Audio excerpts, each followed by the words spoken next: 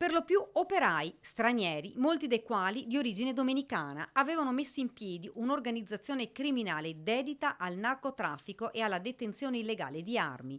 Il blitz della polizia è scattato all'alba. In forza, gli uomini di varie squadre mobili hanno bussato alle porte degli indagati fra le province di Treviso, Belluno, Vicenza e Ravenna. 26 le persone coinvolte, di cui 23 denunciati. Sono in corso di esecuzione 25 perquisizioni locali e personali nei confronti di altrettanti soggetti indagati per i reati in materia di stupefacenti e di detenzione abusiva di armi.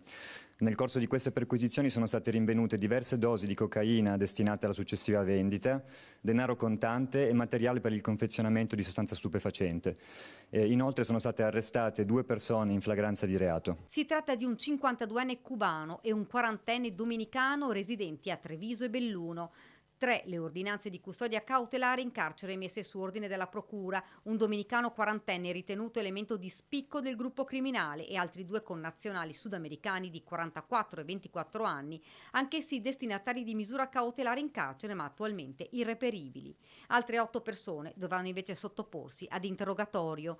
Durante le perquisizioni un indagato è fuggito ma è stato bloccato dalla polizia dopo 1 chilometro. L'indagine avviata nel giugno 2023 ha permesso di ricostruire una rete ben organizzata composta da 15 cittadini dominicani, 4 italiani, 2 marocchini, un cubano e un ecuadoregno, di età compresa tra i 24 e i 53 anni. L'operazione denominata Focus 23 è scattata quando la polizia ha attenzionato una Ford Focus che quasi quotidianamente viaggiava tra Treviso e Ravenna. Come gestivano questa attività?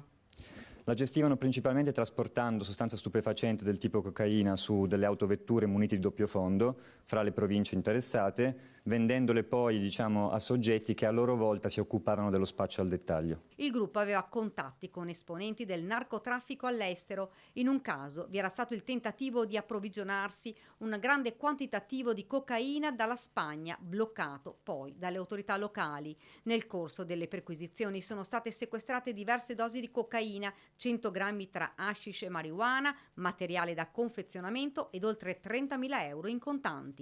La droga sequestrata era occultata in barattoli, garage e ripostigli. Un carico intercettato dalla polizia conteneva 1,5 kg di cocaina, una cifra che va moltiplicata per oltre un anno di traffici illegali. Una vasta rete smantellata, ma le indagini sono tutt'altro che concluse.